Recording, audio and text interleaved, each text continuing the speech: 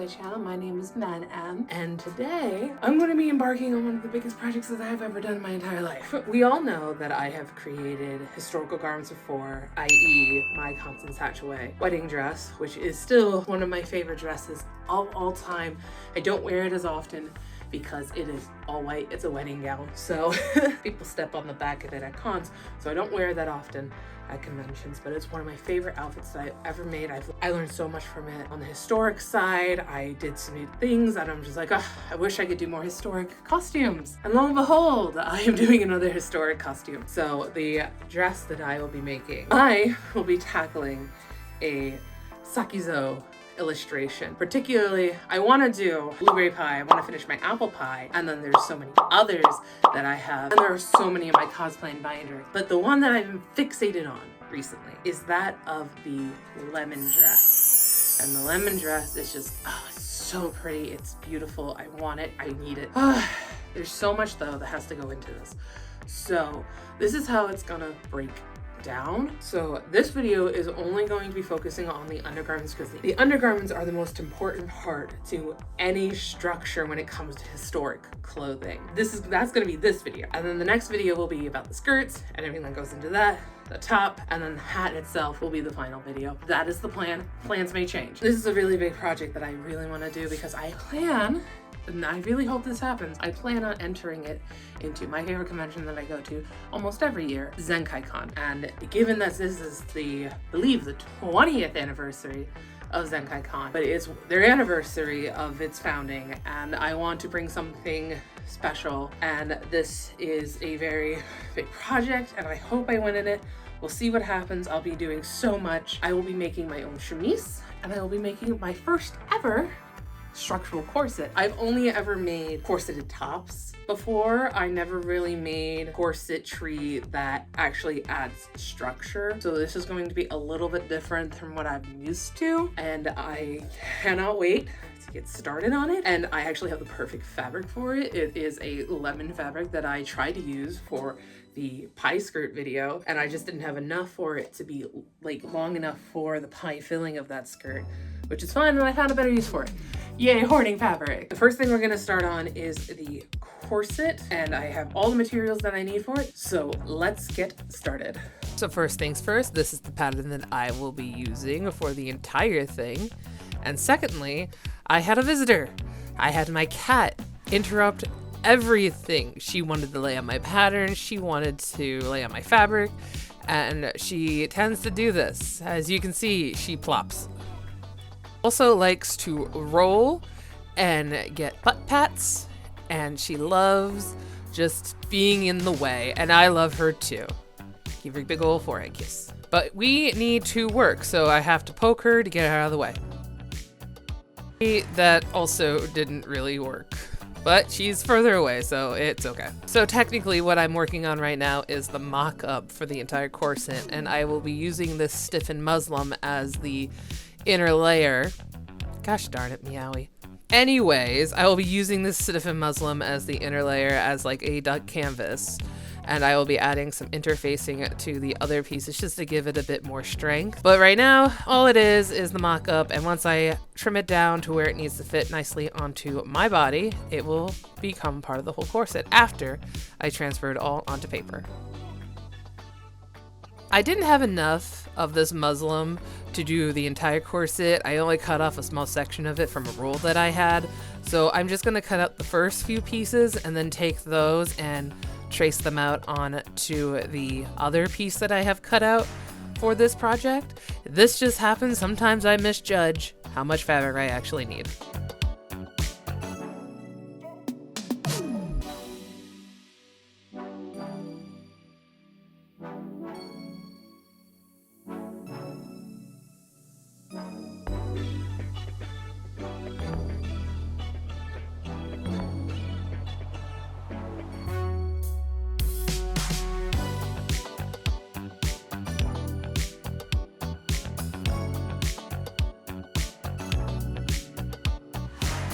Now that everything is finally cut out, it is time to pin it. And now that everything is pinned together, it is time to go take it over to the sewing machine and sew the seams up and make adjustments. Okay, so I fixed the side fit issue I have, and like there's no big gaps here anymore. I mean, there's a little, but it's not too bad. But the front is, it won't close all the way, and I kind of expected that because I am missing a piece in the back and it's just pinned. So I think this is an okay corset to work with. Plus, there'll be like a little extra. There's like 2 pieces missing from this. It's like for the busk and for the eyelets in the back. So it will add a couple inches to that when it's done. But it fits nicer. It hugs my hips better. It doesn't have a big gap underneath my arm like it did before. I'm gonna go and take one side of this apart and make a pattern out of it so I can have it for future, and also put it on the other 2 pieces of fabric that I need.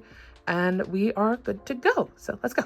Quick announcement, Mads here. I just want to let everyone know that I went to DerbyCon at the end of October, and the most amazing thing has happened. I won my division of Journeyman with Erica from Barbie Princess and the Pauper, and I cannot get over that. I cannot believe that I won such an award. I mean, I absolutely love my best patterning award, but this is just, it's like, oh my God, I cannot believe I was able to win such an award. I never thought that dress was even possible to win such an award. It's like, but it's just like, I can't believe it won. And I am forever grateful to the judges. I am forever grateful to the cosplay department head, and I am forever grateful for all the other competitors that were there that made the competition very hard. And that's basically it. That's announcement Mads right now. So back to the video. Now it is time to cut it out of the lemon fabric that I used for a skirt for that pie video. And I had just enough fabric to do this. I'm so excited I was able to fit every piece on here, and I was able to reuse fabric from the stash. I will say though, I did do this on the bias because it is a circle skirt. It's not what you're actually supposed to do. It's supposed to be on the straight green because then it has some stretch if it's on the bias. But I think we circumvented that with what I'm going to do next once I cut this out.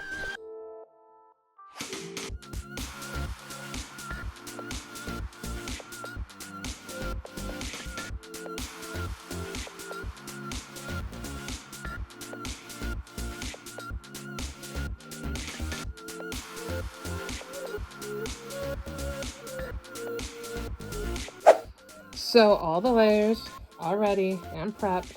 I think this isn't actually canvas. Oh wait, that's not the right one. This isn't actually canvas. This is stiffened muslin, which I think will be fine for what I'm doing because this has a bit of interfacing on it just to give it some more stiffness. And then of course the boning is going to go in it, so that should hold its shape. And everything is ready to go. So before I actually attach everything together, from what I'm reading in the instructions, I have to, 1, put in the boning onto, I'm gonna put it in the channels in the muslin layer, or connect the muslin layer to this yellow layer and leave the yellow lemon fabric to be the fashion side. There's 3 layers together. And then from what I'm reading, here, look at this. So from what I'm reading, then I do the,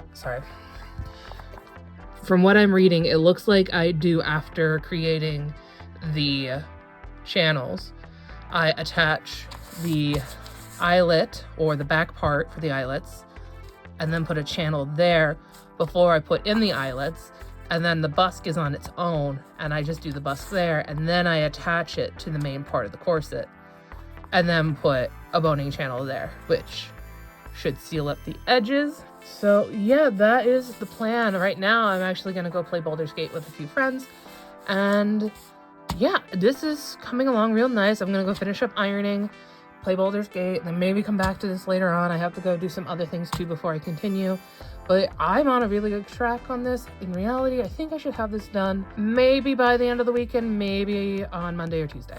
So I am actually really enjoying this. This wasn't as hard as I thought it would be, and that's really, really fun. So I'm gonna go do that, and I will see you guys soon. I, in fact, did not get back to it after Baldur's Gate. I kind of went to bed afterwards. But here we are putting the waist tape in it. The waist tape is to disperse any extra pulling and tension when it comes to lacing. And so the seams won't pull. And then we put on the boning channels over that. Some people do it differently. I just did it this way. I thought it was easier. With the boning channels in and sewn, it is time to do the eyelets, which I hate eyelets. I hate them so much. These ones became a little off when I was putting them in. It just shifted underneath the press. But here we are, just pressing it. I love this press so much. It makes my life so much easier. And I'm using an awl to poke little holes in it just so I can line it up with the press better. But then again, like I said, it shifted while I was doing this.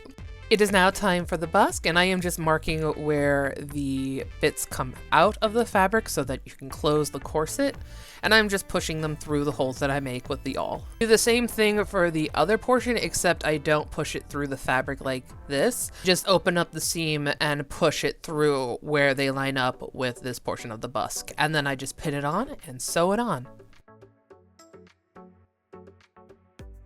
And I'm just adding a bit of twill tape to it to cover up those raw edges. I also put a little boning in there just to make sure that it is nice and sturdy. Now that all of that is done, it is time to make the bias tape, which is super easy to do. Basically, you're just gonna cut your fabric on the diagonal or on the bias. I'm just using the width of my ruler here to make some lines. And there's an easy way to make sure your pieces are straight. Once you have your trapezoid fabric, you cut it out and you pin it, making sure that the two corners are not overlapping themselves. They're just hanging off a little bit. And when you cut it, you cut along the blue lines or whatever color you use, and then you have some nice bias tape. Now, moving away from the corset a little bit because a lot of the bias tape has to be sewn on by hand, I'm gonna move over to the chemise. The chemise is the layer that protects your skin from damaging the corset, because your oils and sweat will get onto the corset and you have to wash the corset more. The chemise is what is supposed to be clean more often than the corset. Chemise is super easy to make because it's just a bunch of squares and triangles. Here I'm just putting on the gussets before I put these big old squares together to form this even bigger tube of fabric. And then of course I have to do the sleeves before I actually finish off any of the seams on the chemise, which again gets a gusset to make it bigger. The reason for the gusset is to also allow for more arm movement when you put the sleeve on.